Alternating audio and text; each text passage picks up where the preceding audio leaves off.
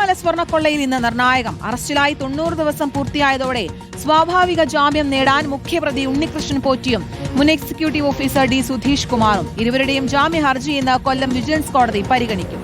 കട്ടിളപ്പാളി കേസിൽ തന്ത്രി കണ്ഠരര് രാജുവിനും ഇന്ന് ജാമ്യാപേക്ഷ സമർപ്പിക്കും. പ്രതികൾ ഓരോരുത്തരായി പുറത്തിറങ്ങുമ്പോഴും കുറ്റപത്രം സമർപ്പിക്കാനാവാതെ പ്രതിരോധത്തിലായിരിക്കുകയാണ് SIT. അതേസമയം ജുഡീഷ്യൽ കസ്റ്റഡിയിലുള്ള തന്ത്രിയെ ഇന്ന് ആൻജിയോഗ്രാമിന് വിധേയനാക്കും. TV പ്രസാദ് ഉണ്ട് വിശദാംശങ്ങൾ നൽകാൻ. Good morning Prasad. ഓരോരുത്തരായി ഇങ്ങനെ പുറത്തിറങ്ങുകയാണ്. സ്വാഭാവിക ജാമ്യം നേടിക്കൊണ്ട് പുറത്തിറങ്ങുകയാണെങ്കിലും അത് കുറ്റപത്രം സമർപ്പിക്കാത്തത് SITക്ക് വലിയ തിരിച്ചടിയാണ്. ഈ ഘട്ടത്തിൽ ഇവർ ഓരോരുത്തരും പുറത്തിറങ്ങുന്നത് ഈ ഏത് രീതിയിൽ ഇപ്പോൾ മുഖ്യപ്രതിയിലേക്ക് കൂടി, അതായത് മുഖ്യപ്രതി ഉണ്ണികൃഷ്ണൻ പോറ്റി കൂടി ഇനി പുറത്തേക്ക് ഇറങ്ങുന്നതോടെ അത് വലിയ തിരിച്ചടി തന്നെയല്ലേ SITക്ക്?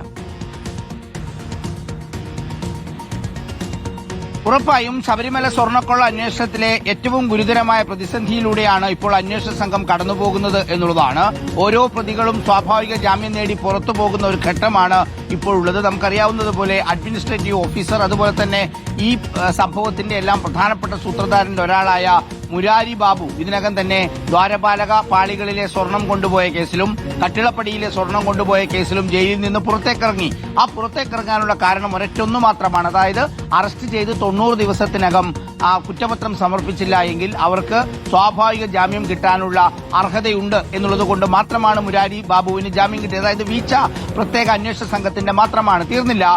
എക്സിക്യൂട്ടീവ് ഓഫീസറായ ഡി സുധീഷ് കുമാറിന്റെ 90 ദിവസവും പൂർത്തിയായി. അവരുടെ ജാമ്യാപേക്ഷയിൽ നേരത്തെ അവർ ജാമ്യാപേക്ഷ സമർപ്പിച്ചു. ഒരുപക്ഷെ ഇന്നായിരിക്കും അത് സംബന്ധിച്ചുള്ള തീരുമാനമുണ്ടാവുക എന്നാണ് മനസ്സിലാകുന്നത്. അതോടൊപ്പം തന്നെ ഈ കേസിലെ ഏറ്റവും പ്രധാനപ്പെട്ട പ്രതി, മുഖ്യ സൂത്രധാരൻ, എല്ലാ കാര്യങ്ങളിലും ആദ്യാവസാനം ഉണ്ടായിരുന്ന ഉണ്ണികൃഷ്ണൻ പോറ്റിയുടെ രണ്ടാമത്തെ കേസിലും ഇന്നലെ 90 ദിവസം പൂർത്തിയായ സാഹചര്യത്തിൽ ഇന്ന് സ്വാഭാവിക ജാമ്യത്തിന് വേണ്ടി കൊല്ലം വിജിലൻസ് കോടതിയിൽ അപേക്ഷ കൊടുക്കുകയാണ് എന്നതാണ് ഇതിൽ ഏറ്റവും ഗുരുതരമായ കാര്യം. അതായത് ആദ്യത്തെ പ്രധാനപ്പെട്ട 3 പ്രതികൾ സ്വാഭാവികമായ ജാമ്യത്തിന് അർഹത കിട്ടുന്നു എന്നുള്ളത് പൂർണ്ണമായും അത് പ്രത്യേക അന്വേഷണ സംഘത്തിന്റെ വീഴ്ചയാണ്.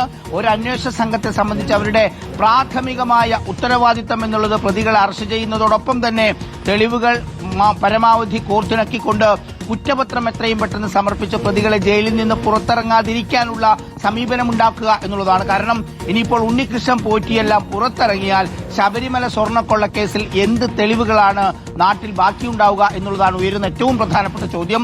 അന്വേഷണത്തിന്റെ ഈ ഘട്ടത്തിൽ പോലും മതിയായ തെളിവുകളിലേക്ക് പ്രത്യേക അന്വേഷണ സംഘത്തിന് എത്താൻ കഴിഞ്ഞില്ല. അതിന്റെ ഒരു ഉദാഹരണമാണ് ഹൈക്കോടതിയിൽ ജാമ്യാപേക്ഷയുമായി പോയ സമയത്ത് N വാസു ഹൈക്കോടതിയിലുള്ള ഹർജിയിൽ പറഞ്ഞത് മല്യ സ്വർണം പൊതിഞ്ഞതിന് എന്ത് തെളിവാണ് ഉള്ളത് എന്ന്. ആ രീതിയിൽ പോലും, കാരണം രേഖകളെക്കുറിച്ചും സംഭവങ്ങളെക്കുറിച്ചും കൃത്യമായ ധാരണയുള്ളവരുടെ മോഷണമാണ് ശബരിമലയിൽ നടന്നത്. പ്രത്യേക അന്വേഷണ സംഘം കുറ്റപത്രം കൊടുക്കാതെ ഓരോരുത്തരായി പുറത്തിറങ്ങുന്നതോടുകൂടി സ്വാഭാവികമായി ഇനിയിപ്പോൾ ഓരോ പ്രതികളായി പുറത്തേക്കായിരിക്കും എന്നുള്ളതാണ്. ഇനിയിപ്പോൾ ഉണ്ണികൃഷ്ണൻ പോറ്റി കൂടി പുറത്തിറങ്ങുമ്പോൾ ആ പട്ടിക പൂർണ്ണമാവുകയാണ്. അതിന് പിന്നാലെ ഇനിയിപ്പോൾ D Sudheesh Kumar, KS Baiju, N Vasu, A Padmakumar, Pankaj Bhandari, Govardhan തുടങ്ങിയ ഓരോരുത്തരായി കുറ്റപത്രം കിട്ടിയില്ലെങ്കിൽ പുറത്തേക്കിറങ്ങുകയും ചെയ്യും. തീർച്ചയായിട്ടും ഈ കേസിൽ പ്രധാന പ്രതി, മുഖ്യപ്രതി ഉണ്ണികൃഷ്ണൻ പോറ്റി അടക്കം 3 പേരടക്കം ഇപ്പോൾ പുറത്തേക്കിറങ്ങാനുള്ള ഒരു സ്വാഭാവിക ജാമ്യം ലഭിച്ച് പുറത്തേക്ക് ഇറങ്ങുക എന്നുള്ളതാണ്. അത് SITയെ സംബന്ധിച്ചിടത്തോളം ഏറ്റവും വലിയ തിരിച്ചടി തന്നെയാണ് കുറ്റപത്രം സമർപ്പിക്കാത്ത ഒരു സാഹചര്യത്തിൽ. TV പ്രസാദാണ് വിശദാംശങ്ങൾ നൽകിയത്.